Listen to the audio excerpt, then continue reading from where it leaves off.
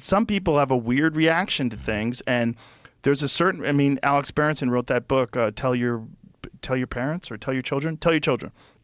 It's all about that. There needs to be some recognition, but there's a certain percentage of people that have a tendency towards schizophrenia or maybe psychotic breaks, and they can get triggered by high doses of cannabis. Sure. No question. So, I know people that's happened to. Yeah, and I covered that in my solo episode on cannabis. Then this person, this researcher from Canada, who's, I don't think he's pro or anti-cannabis, but had differing views, came on my podcast.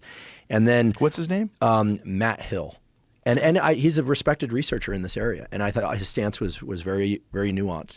And then after he came on the podcast, other people, not Berenson necessarily, although I haven't checked my DMs that closely, contacted me and said, no, I have counters to that guy, which just told me everything I already know, which is that science is a field with people with differing opinions, right?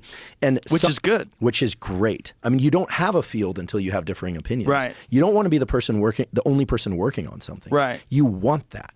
It's something that, you can tell I get really impassioned, smelling salts or no, about this, because somehow in the media version of is cannabis good, is cannabis bad, and honestly the political aspects to it, like I wasn't tracking the fact that cannabis was just about to be approved for more legalization right about the time that clip got amplified. Mm-hmm. But I wasn't saying it should or shouldn't. I'm just giving you the information. Same as I did for alcohol. Right. I would love to put this to rest once and for all.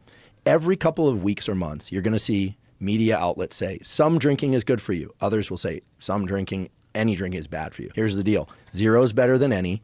A little bit's probably fine, especially if you do other things to offset the sleep loss and microbiome stuff.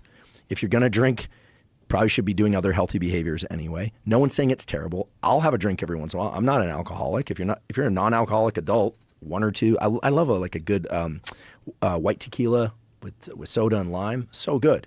But, I don't really like alcohol enough to be able to comment past that. And I haven't had a drink in years. But the reality is that one study after another saying moderate drinking's good for you, no drinking's better for you, cancer risk, this is never going to stop. It's a field. Now we have enough data. People can make their decision. Right. Right?